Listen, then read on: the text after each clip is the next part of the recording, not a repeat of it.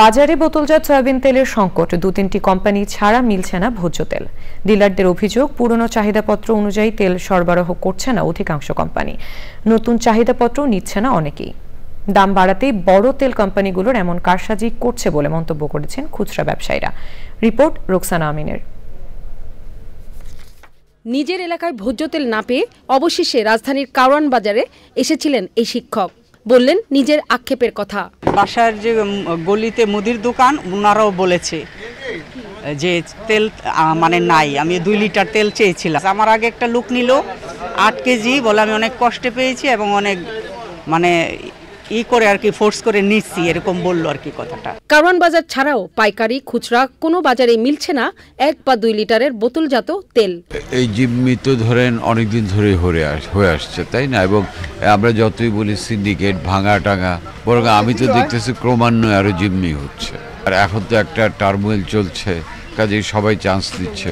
যারা এই ধরনের দুর্নীতির সাথে জড়িত তাদেরকে অবশ্যই জরুরি মানে খুব দ্রুত শাস্তি আনা উচিত, যাতে সাধারণ জনগণের এই দুর্ভোগ না হয়।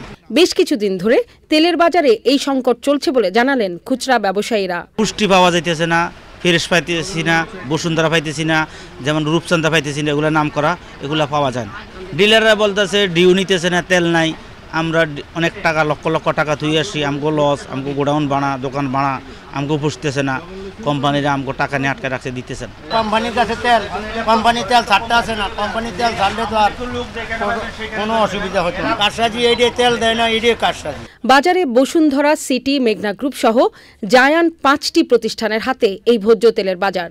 ডিলাররা বলছেন পুরনো চাহিদাপত্রের তেলই পাননি তারা। ফ্যাক্টরি থেকে বলে যে মালের সাপ্লাই কম, এই জন্য মাল প্রোডাকশন করতে সময় লাগে, এই জন্য দিতে পারতেছে না। আমাদের কোম্পানি সাপ্লাই দিছিল, এতদিন চলছে, এখন ইদানিং আছে আর কি ডিওটা করা হচ্ছে না, যার কারণে আমরা পাচ্ছি না দিতে। এখন নতুন কোনো ডিও করা হচ্ছে। তেলের বাজারের এই তেলস্মাতি বন্ধে সাধারণ মানুষের কথা বিবেচনায় এনে সরকারকে দ্রুত পদক্ষেপ নেওয়ার দাবি জানিয়েছেন ভোক্তাসহ খুচরা ব্যবসায়ীরা। রোকসানা আমিন, চ্যানেল আই, ঢাকা।